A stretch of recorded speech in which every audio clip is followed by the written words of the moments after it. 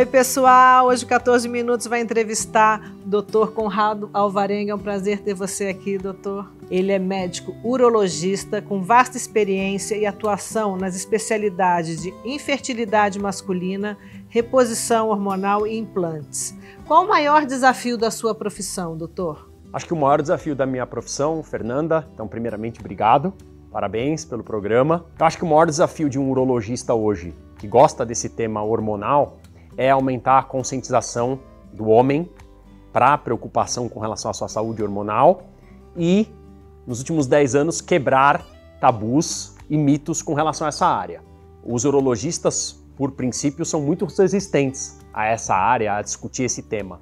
Mas eu acho que essa resistência vem diminuindo nos últimos anos. Por esse motivo, a saúde masculina é subavaliada? Sim, eu acho que aquela cultura da menina que desde a adolescência vai ao ginecologista, desde quando ela menstrua, que ela faz avaliação hormonal antes de ter filho, durante a gravidez, depois de ter filho, ela tem um acompanhamento mais leal da sua saúde, consequentemente da parte hormonal. No homem é muito mais difícil, eles são muitas vezes arrastados pela mulher. Pela mulher, depois dos 40 anos, para fazer uma avaliação e o cuidado hormonal. Então, essa é uma grande dificuldade, por isso ela ainda é tão subavaliada. A testosterona é um hormônio fundamental, sobretudo para os homens. Está relacionado com a reprodução e sexualidade masculina, massa muscular, massa óssea, função metabólica, cognitiva e até com humor. Porque atualmente há um aumento significativo de disfunções hormonais? Eu acho que a gente tem vários motivos para isso. No geral, eu elencaria os principais como o aumento do estresse crônico.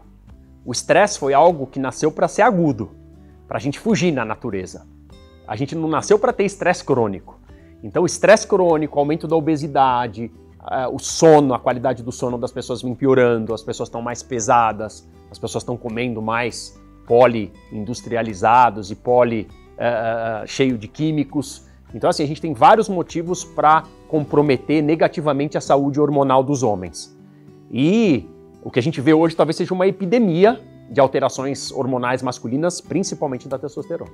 Há muitos mitos sobre a reposição hormonal. Por exemplo, fala-se que a reposição pode aumentar o risco cardiovascular, causar infarto, derrame e mesmo câncer. Os benefícios superam os riscos? Sem dúvida alguma, os benefícios superam os riscos. Os riscos nasceram, principalmente o risco de câncer de próstata, há muitos anos atrás. A ideia de que reposição de testosterona aumentava o câncer de próstata é da década de 50. Agora, hoje a gente tem muito menos medo com relação ao câncer de próstata. A gente sabe que a reposição de testosterona não causa o câncer na próstata. Pelo contrário, homens que diagnosticam o câncer de próstata com testosterona baixa tendem a ter doenças mais agressivas. E de 2013, 2014 para cá, quando pipocou na mídia, principalmente nos Estados Unidos, que reposição de testosterona aumentava o risco cardiovascular, a gente vem nos últimos 6, 7 anos derrubando esse mito. Tinha outdoors nos Estados Unidos que anunciavam eventualmente o apoio para abertura de processos contra médicos se ele estivesse te dando reposição de testosterona e você tivesse o risco cardiovascular aumentado. Então, é muito recente que a gente vem derrubando o mito cardiovascular. O mito do câncer de próstata eu diria que já é um mito enterrado.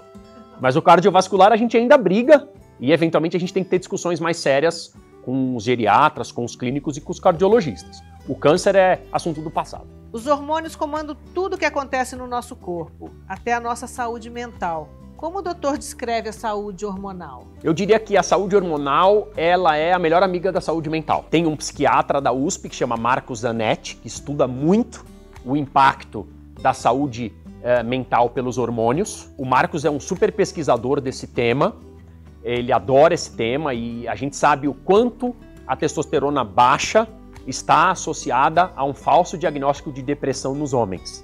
E a gente vê o contrário, indivíduos que eram tratados como depressivos e a hora que normalizam os níveis de testosterona acabam diminuindo ou descontinuando o uso dos antidepressivos. Então elas estão completamente ligadas. Saúde hormonal é condição sine qua non para a saúde mental. Claro que existe depressão verdadeira mesmo com testosterona normal, mas hoje talvez seja um grande deslize você taxar um indivíduo como depressivo, como distímico, que é uma depressão leve, sem uma avaliação correta da parte hormonal. O implante subcutâneo foi o primeiro método de reposição hormonal para a testosterona e mesmo para progesterona e estrogênio, no caso das mulheres. Eu mesma fiz isso, o uso do implante subcutâneo. Houve evolução dos implantes? Na sua opinião, o implante subdérmico para reposição hormonal, conhecido como pellet, é a melhor via para compensar o distúrbio ou deficiência hormonal? Os implantes são muito antigos, os implantes são da década de 40 do século passado.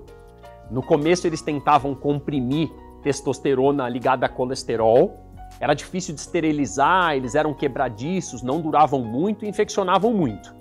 Os implantes melhoraram muito.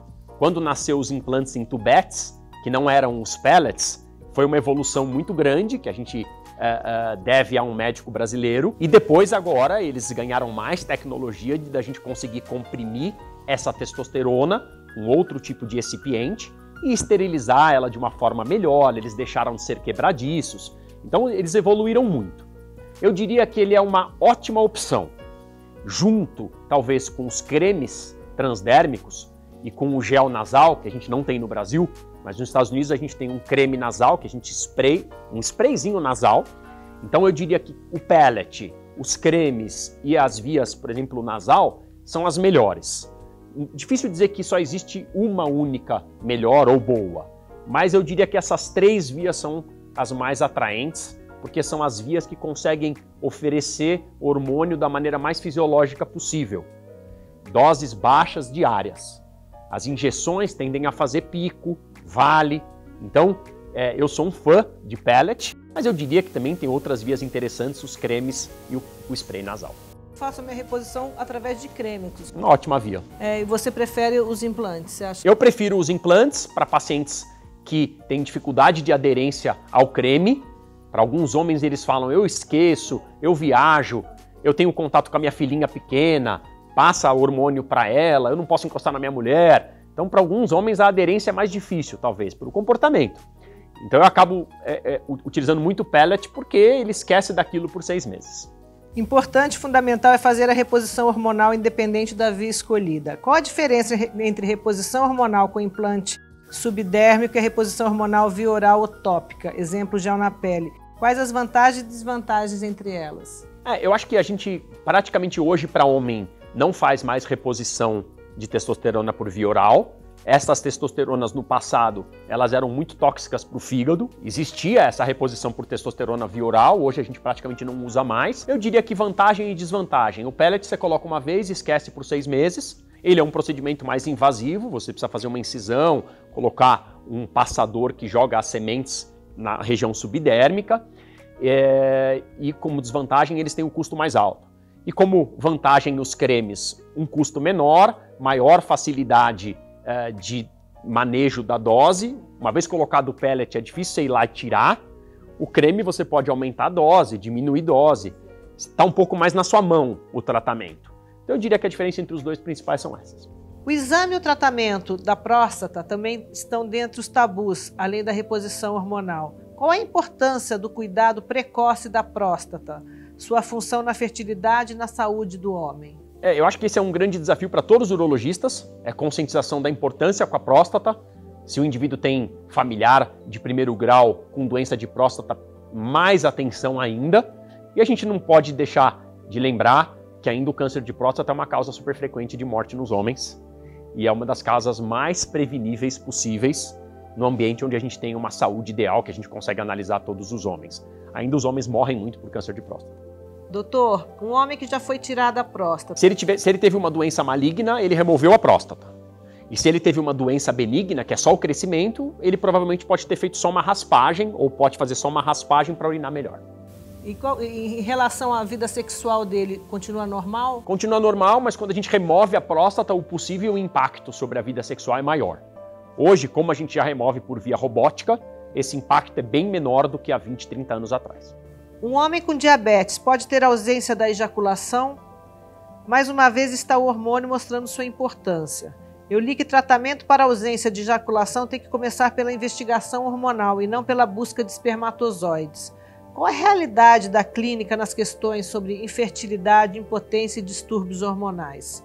Essa é uma pergunta muito interessante. Os distúrbios hormonais, eles andam muito perto das alterações sexuais e de fertilidade. Então, por exemplo, um exemplo que você deu, um diabético que não ejacula mais, ao invés de você já ir direto para buscar espermatozoides para ele poder engravidar a esposa, por exemplo, você precisa avaliar a parte hormonal antes.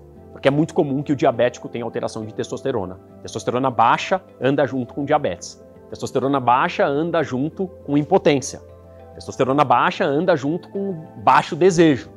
Então, às vezes, a gente tem o quadro final, a consequência, mas a causa está numa avaliação hormonal adequada.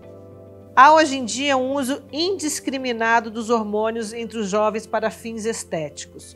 Jovens fazem uso de altas doses de produtos adquiridos de forma ilícita e sem orientação médica. Quais os riscos? Acho que talvez o que mais atrapalha quem lida no campo dos hormônios é o uso errado. É o uso abusivo, é o uso de medicações compradas, como eles falam, no mercado underground. Essas indústrias de esteroides underground, elas não estão no Brasil, elas geralmente estão na América Latina, e a gente não tem garantia de qualidade. As doses que são utilizadas são altíssimas. Esses indivíduos atingem níveis de testosterona estratosféricos.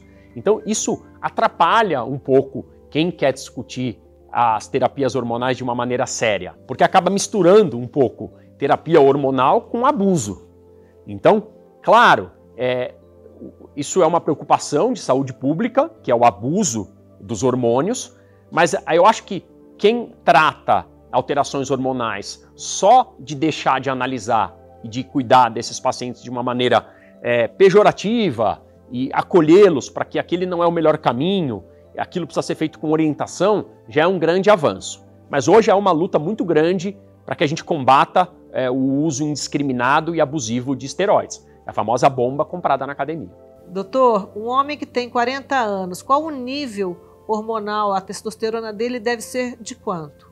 Eu acho que, por exemplo, um homem de 40 anos de idade que tem uma testosterona próxima de 300, 350, 380, ele já está muito próximo do bordo inferior.